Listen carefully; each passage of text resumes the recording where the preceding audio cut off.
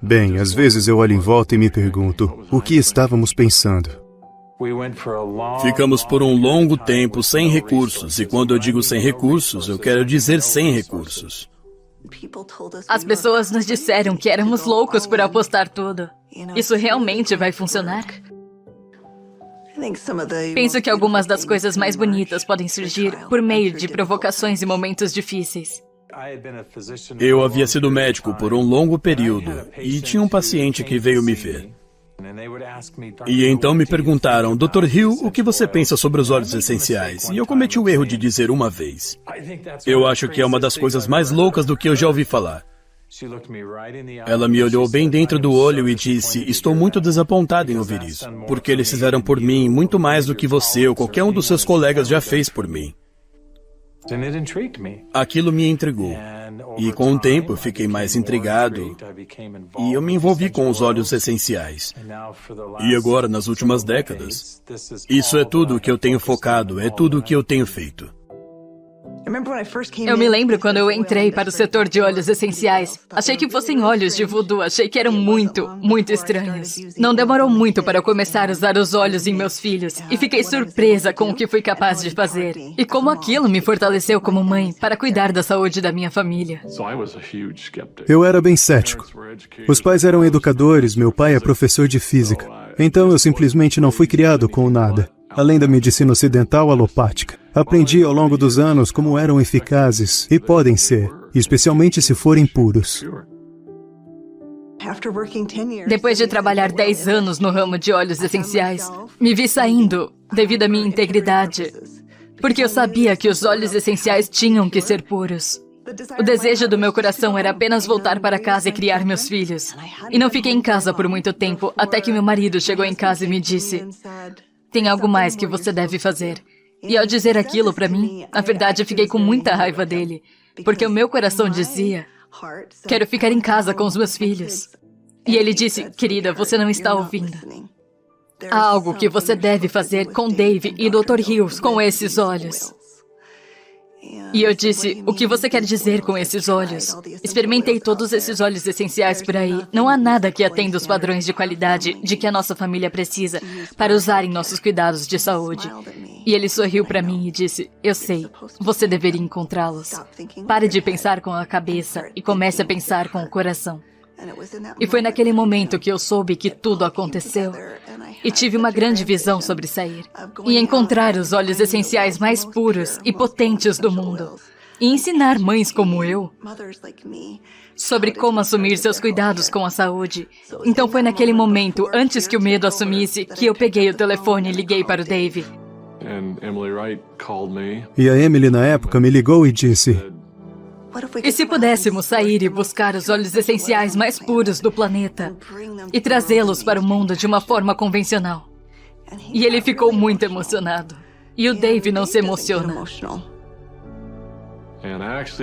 E foi aquilo, bem ali. Aquele foi o princípio para mim. E eu meio que senti fortemente como, sim, vamos abrir uma empresa. Então desliguei o telefone com o Dave, peguei o telefone e liguei para o Dr. Hill. E ao ligar para ele, ainda me lembro que ele deu uma risadinha. E eu disse, doutor, isso não é engraçado, estou falando sério sobre isso. E se pudéssemos sair e encontrar esses óleos puros, como sempre quisemos fazer? E se pudéssemos ensinar as pessoas a realmente entender o poder por trás desses óleos? E ele disse, não, Emily, eu não estou rindo porque acho que a sua ideia é louca. Estou rindo porque eu estava apenas me preparando para ligar para você e fazer exatamente a mesma pergunta. Tudo começou com uma pequena reunião inicial em um restaurante italiano. Em um restaurante italiano, no canto mais distante, nos reunimos por 5 horas e meia. Até que finalmente nos chutaram para fora do restaurante porque não estávamos mais comprando comida. E começamos a sonhar. Nos encontrávamos em qualquer lugar que pudesse ter um espaço para nos reunir. Foram em lugares estranhos. E claro, o piso inferior da biblioteca de Oren foi um deles. Até ficarmos muito barulhentos. E eles finalmente nos chutaram para fora da biblioteca. Às vezes era no porão de nossas casas. Eu me lembro de não dizer aos meus filhos que eu estava desempregado e começando uma coisa nova. Mas que o pai estava trabalhando em um projeto de porão.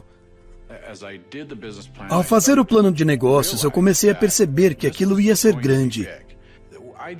Eu sabia que com uma equipe tão boa e um produto que mudou as nossas vidas, sentimos que aquilo seria significativo. Desde que começamos na primavera de 2008, foi quando tivemos uma grande queda no mercado de saúde nos Estados Unidos. E havia muito pânico e muito medo. Analisamos como iniciar uma empresa. A primeira coisa que você pensa é: preciso levantar capital. Inicialmente, decidimos fazer isso. E realmente nós 4 acabamos voltando para a cidade de Nova York, visitando pessoas de perfil elevado. E ao nos reunirmos na manhã seguinte, naquela mesa de conferência, e estávamos com todos aqueles empresários estilo Manhattan que estavam se reunindo conosco e nos interrogaram por horas, finalmente no fim do dia, olharam para nós e disseram: acreditamos que seu modelo de negócio vai funcionar. Acreditamos que vocês terão sucesso e queremos financiar o seu empreendimento. Vamos lhe dar $5 milhões. E todos nós estávamos nos sentindo extremamente exultantes. Eles estavam dispostos a financiar a empresa, mas é claro que estavam interessados em 51% do controle. E só me lembro da sensação que tivemos enquanto nos afastávamos daquela mesa de conferência. E nós 4 nos reunimos em frente à Estátua da Liberdade. E eu me lembro de ter olhado para o outro lado da água. Quase como uma deixa, eu me lembro que nós apenas navegamos em silêncio. Enquanto olhávamos para a água, olhei para a Estátua da Liberdade e cheguei à conclusão de que estávamos fazendo aquilo para dar liberdade às pessoas. E se pegássemos o dinheiro deles, não poderíamos tornar as pessoas livres.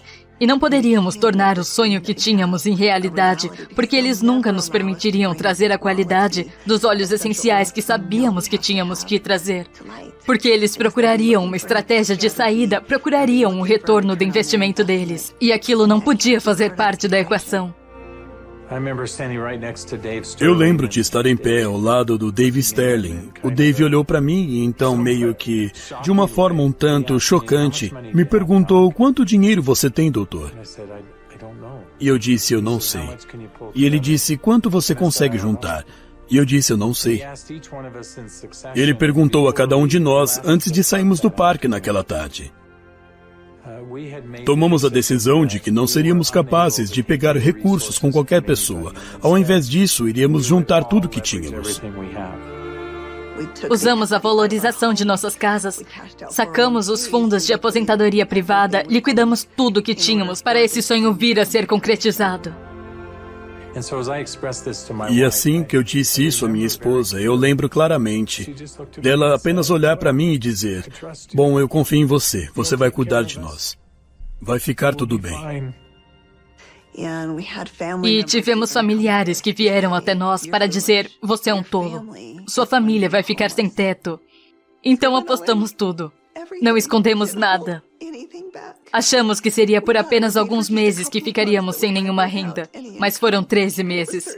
Naqueles meses finais, quero dizer, estávamos comendo apenas amêndoas e iogurte, dizendo aos nossos filhos que eles não poderiam ir às aulas de danças e não poderiam praticar esportes porque não tínhamos dinheiro suficiente. Mas tendo essa crença de que tudo valeria a pena. E eu me lembro de um dia em que só tínhamos mais $5 mil na conta. $5 mil porque tínhamos acabado de fazer uma grande encomenda de óleos. E não sabíamos como iríamos fazer a folha de pagamento. Não sabíamos como iríamos pagar as comissões. E só para ver como as portas se abrem. Todas as vezes, desde que continuemos a avançar, as portas se abrem. As pessoas nos perguntam às vezes: como é que conseguiram fazer o que fizeram? Mas todo mundo arregaçou as mangas e fizemos todos os trabalhos. E fizemos esse trabalho, mais esse e esse. Eu tinha que sair e encontrar esses óleos preciosos. E então comecei a ligar para as pessoas e cada pessoa dizia: claro, nossos óleos são 100% puros. E foi quando eu percebi que quase todos os óleos essenciais que estão esgotados são vendidos por meio de intermediários. Esses intermediários eram pessoas muito inteligentes e frequentemente com laboratórios muito sofisticados. E o mercado de óleos quase sempre se alterava. A maioria não era pura. A maioria era criada sinteticamente. Eu provavelmente tinha mais de 100 amostras diferentes que tinham sido enviadas para minha casa. E toda vez que nos encontrávamos, o Dave e o Dr. Hill diziam: Emily, você já encontrou os olhos? E eu tinha que dizer: ainda não. Tipo, estamos indo no caminho certo? É realmente isso que devemos fazer? Eu me lembro de um lindo dia. Abri a porta e 5 olhos apareceram, todos no mesmo dia. Eram olibano, lavanda, melaleuca, limão siciliano e hortelã-pimenta. Ao cheirar aqueles frascos, liguei para o Dave e liguei para o Dr. Hill e disse: encontrei os olhos. Eles disseram: não se atreva a abri-los até que estejamos todos juntos. Sabíamos que aqueles olhos eram absolutamente puros e aquilo nos deu confiança suficiente, apenas fé o suficiente para continuar avançando. Lembro-me daquela primeira discussão que tivemos. Conversamos sobre a cultura da empresa. Que tipo de alma queríamos que a Doterra tivesse? E percebemos que esses olhos funcionam por experiência. Percebemos que tinha que ser um modelo de pessoa para pessoa. Tínhamos que juntar as pessoas. Precisamos ter uma cultura de retribuir. Temos que ter uma cultura de cuidado. De braços dados com as pessoas que estão colocando as sementes no solo, que estão colhendo esses produtos, e garantir que suas necessidades sejam atendidas. Atualmente, quando olho para trás com a Doterra, é algo avassalador para mim. Ver o impacto que ela trouxe para o mundo todo.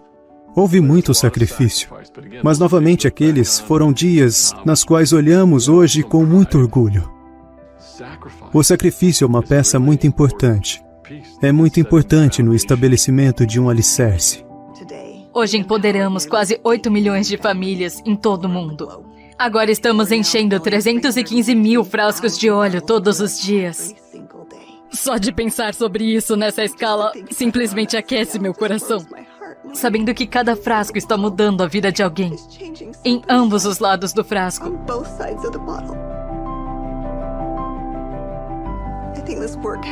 Acho que esse trabalho tem esse propósito, então como podemos parar? Temos mudado sozinhos a aceitação dos óleos essenciais na ciência e na medicina. Estamos muito comprometidos com esse trabalho. Somos muito humildes por sermos administradores do que a natureza criou tão perfeitamente para nós. E somos muito gratos por todos os nossos incríveis funcionários, por todos os nossos incríveis consultores de bem-estar, por todos os nossos incríveis clientes em todo o mundo. Não mudamos nossa missão. Não mudamos o nosso propósito. Ainda somos fiéis a essas coisas que desde muito cedo foram importantes. Se estar fazendo a coisa certa era importante, então fazer a coisa certa é importante agora. Se ajudar a prestar serviço para outras pessoas era importante, então é importante agora. Se buscar olhos de maneira diferente e fazer coisas que não tinham sido feitas antes era importante, então é importante agora. Sentimos que, por mais louco que pareça, estamos apenas começando.